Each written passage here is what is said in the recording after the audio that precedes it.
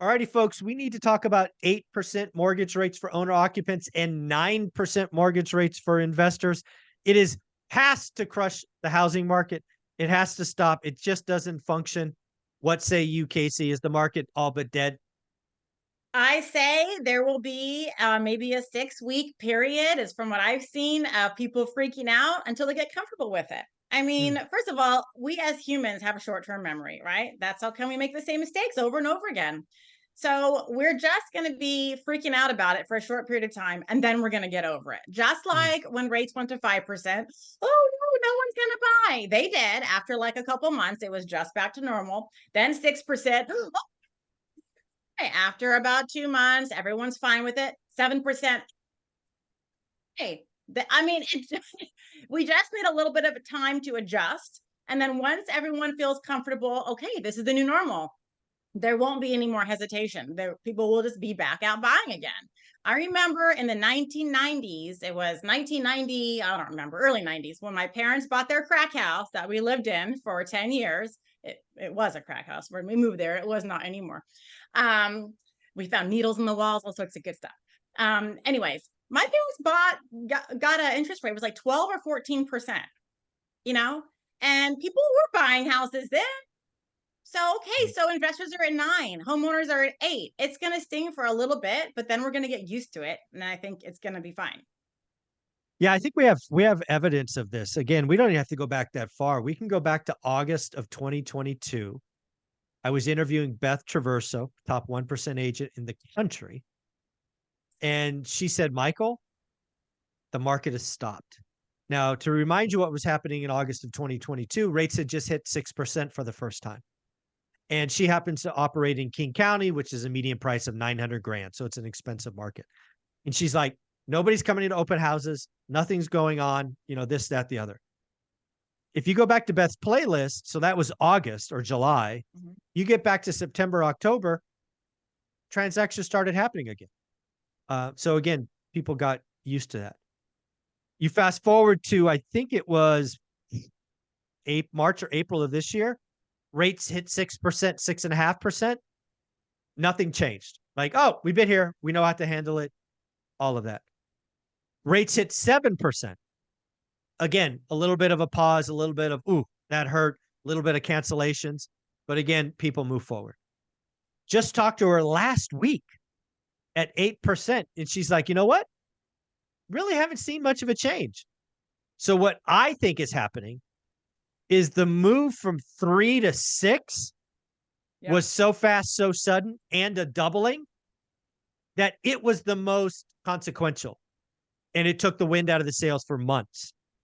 The move from 6 to 7, really not that big.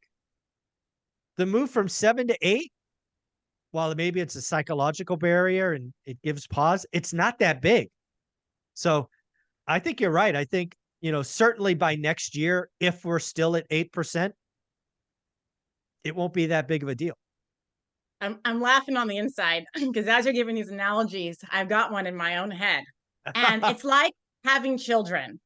You have one kid, you go from kid 1 to kid 2. Oh, I've got 2 kids. How And then you go from kid 2 to 3 to 4, and you're like, eh. Now you got 4 kids, and you're on kids 5 and 6, and now you need a sprinter van. And you're like, wait a minute, I changed my mind. What was I thinking? This is a huge change. So as you're saying that, I'm like, oh my gosh, I've got in my mind this great analogy. And that's exactly what it's like with interest rates. Oh, that's funny. You can get it, folks. Interest rates are just like kids. I have no idea. I only have one. So we never had to play zone defense. We were all good with one. So, Teresa, we love you. Thank you for coming home. It's fun to have you home this week.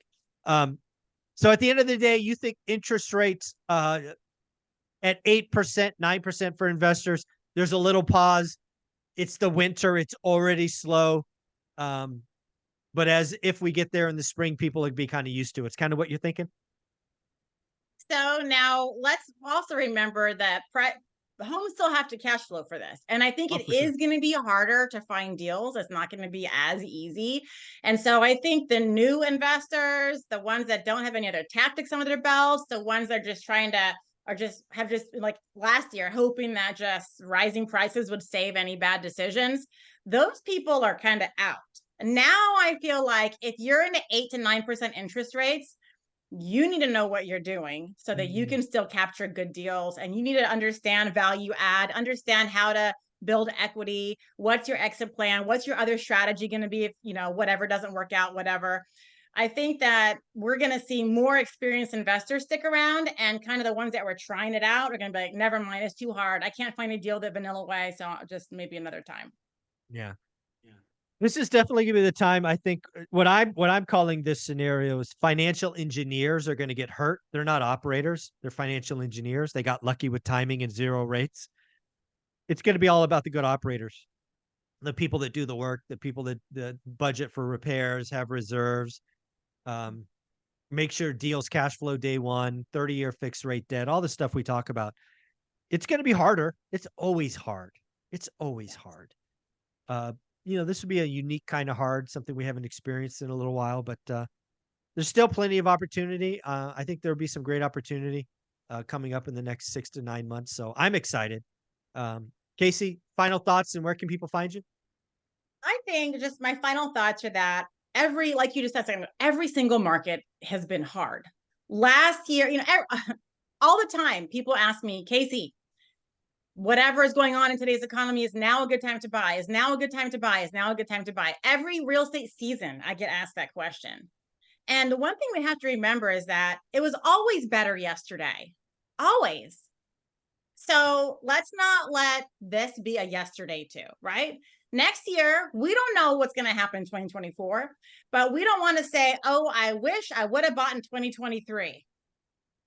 Like that will happen. In 2022, people were like, why would I buy, Casey? Prices are through the roof. People are paying appraisal gaps. It's over asking. And I have to waive all of my inspections. Why would I want to buy today? And now I'm saying, don't you wish you would have bought yesterday? Because now we have today. And then what about next year? What are we going to be saying about today? So if the deal works, go for it. You're going to be so happy that you bought a property and you didn't wait. Yeah. If the deal works. Yeah. If the deal works, of course. And don't stress too hard to make it work, make something work just because you're impatient. It will come. But anyways, that was just my final thoughts. But people can find me every day on Instagram at Brick by Brick Wealth, YouTube as well, and any other place. Just Google it, Brick by Brick Wealth. Yes, very cool. And she's here every Monday. She has an amazing playlist. Go check it out. Thanks, Casey.